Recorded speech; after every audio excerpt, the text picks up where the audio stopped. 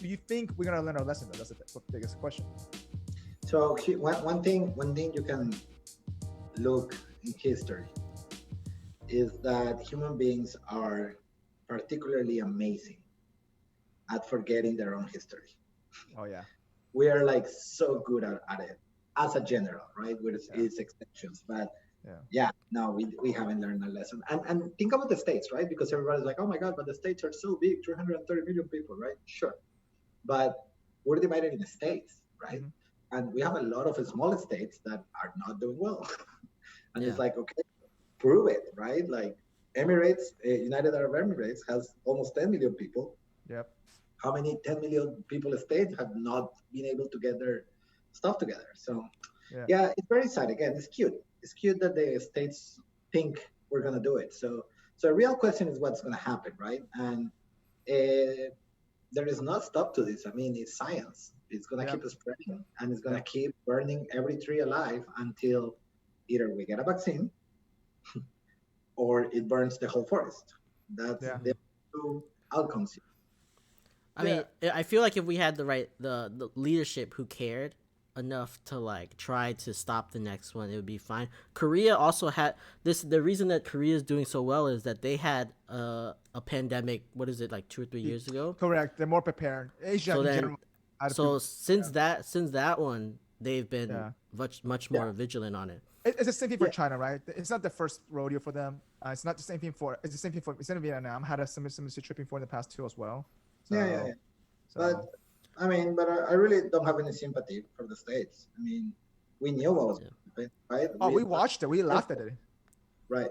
So I completely agree though. Like, so I mean, like, so now, you know, knowing that obviously the testing is behind, right? There's a lot of different reports I've seen out there. Like people think that accuracy of test data is not even accurate either. Even the FDA, they said that they're not confident. There's a few articles out there. They said that they're not confident in some of those testing kits. Like, so for me, even, you know, like our own government, I guess, agencies saying that kind of stuff for me is very already like another red flag. And you're right. I mean, listen, this is not gonna stop. And so what do you think that they could do to improve on it? I mean, obviously, like, I don't think moving the data results from the CDC to the HHS in the health department in the White House, that would help. You make it the data faster, who cares? But at the end of the day, that's not really helping your data, right? You know what I'm saying? Like, you move in one source to another source. I think we need a federal directed plan. Like something that says this is what the country is going to do, right? This is how we're going to contact trace. These are the people that we're going to isolate. The people that have to be isolated, this is how we're going to pay for them. This is how they're going to be able that they need money to pay their bills. But if you don't have a federal central plan like a guidance to stop this, we're going to burn every tree or race for a vaccine. It's either or. But I mean, look at Washington, right? Yeah. We probably won't get any new plan until January of next year. So that's assuming that you have anything going. I mean, and that you drafted, right? And but the thing is that though, I mean, okay. So for me, my biggest concern is like, okay, my career, I changed, right? I used to travel every single week. I don't travel anymore. I probably not going to travel probably the rest of the year until next year, July, if assuming that, you know, the infection has gone down. But in terms of, for me, like the ability to kind of like, testing can keep going for sure. But even with a federal guidance, do you think the states is going to listen to that? See? They have to, right? I mean, if there is federal money, the states will grab the money and go there.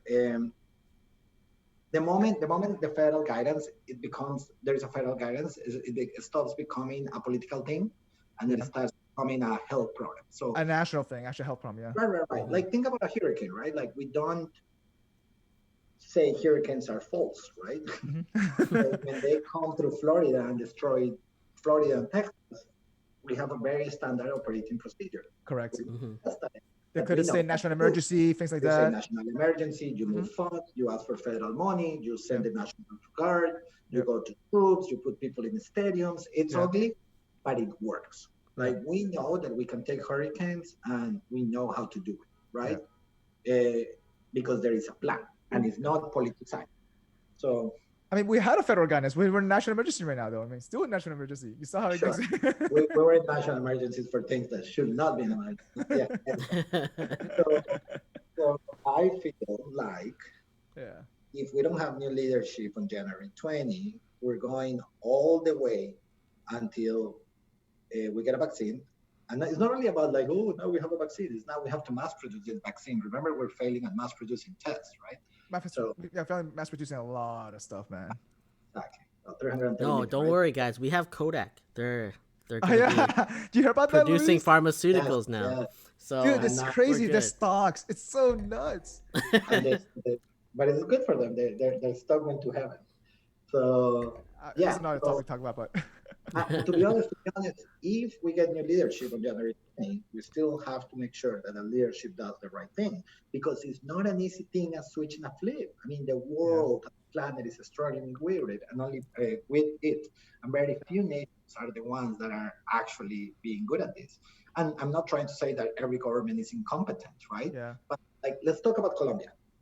Colombia tried to do the right thing, right? They started with a strong quarantine that, really hard for them because of their economy. And then you had people that started doing underground parties. Think of like Prohibition era in the States, but like they would literally bust parties in Colombia every time. Yep. And I heard about that. And they packed it up. And then they said, okay. We're not breaking the law. Why are you not breaking the law? It's because we're only having parties. Listen to this. With COVID positive patients. All together, all one place. So in order to come into a party, you have to bring your COVID exam as positive, and then you can come in. Because if we're already infected, well, might as well party, right? There we go. That is amazing. Oh my God. Welcome to Colombia, people. Wow.